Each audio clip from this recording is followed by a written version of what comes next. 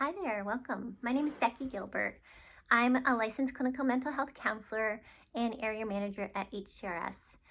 I am doing this tutorial to kind of provide some support to those who are looking for additional resources around the current pandemic and even just everyday life stressors. So today's tutorial is going to be more about coping strategies. How do we cope and how do we manage with the stressful time and even just stressful situations in general?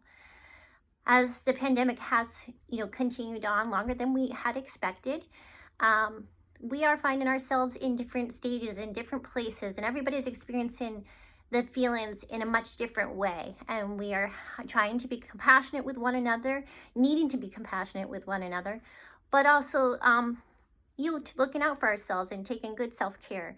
And so that's what I really want to focus on is, are you providing self-care to yourself? And self-care can come in different forms. It can be making sure you take the time for breaks and getting up away from the computer and getting up and out and active and about in a safe, socially distanced way.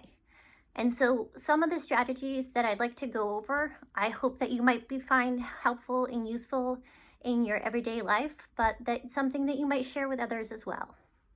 So some of the things that have been really helpful for folks during this difficult time, but even in stressful situations in general, is taking a mindful approach.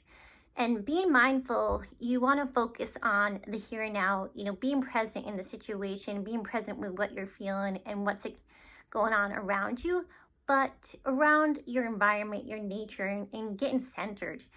So we don't want you to focus too much about the pandemic when you're trying to center yourself and trying to get some self-care and trying to de-stress.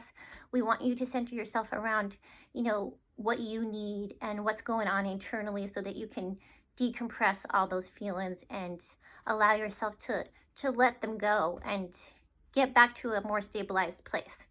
So some of the mindful activities that we have definitely encouraged and utilized and even practiced ourselves is, getting out in nature, taking those hikes and taking walks. And when you're out there, like really encompassing the nature that's around you. So if you have the availability and you have the time and you can get out and go on a nice hike that's like within the trees around you and an abundance of nature, not too much of houses or cars or anything like that.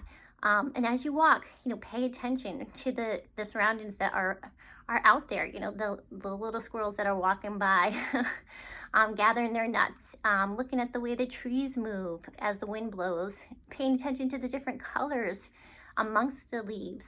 You'll see different variations of green that can be comforting and soothing as you envision it, look at it, embrace it.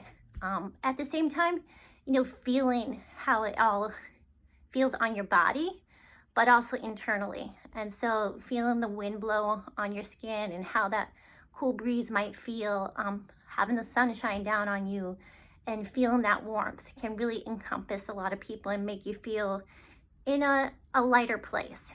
So those are some of the strategies that I would encourage for a mindful break, if you can do it and if you can get out. And sometimes it's just a quick, going outside on a time that you might only have 10 minutes. If you can step outside itself is beneficial regardless. Just being out in the fresh air is going to be good for you. Some other skills that have been really helpful for folks is, going back to your childlike state, having just like a dance party and just shaking it all off, as Taylor Swift says, allowing yourself to have that, ability to kind of just let loose and just be silly for a time period and let your body move about, so that you can be active and can get the mind going, but as well as the body going, because when your body's going, your mind is going to work so much better. And then some of the other things that have been really helpful is journaling. Definitely journaling is really helpful during this time, especially if you're one of those people that all those thoughts come in at the point that you're trying to fall asleep. And that's the time where it's critical for you to just have that pen and paper right next to you so you can jot all those last minute details down so you can get them out of your head and not have to focus on it, so that it doesn't disrupt your sleep, it doesn't interrupt your next day, and it's not hovering over you. So those are some helpful skills as well.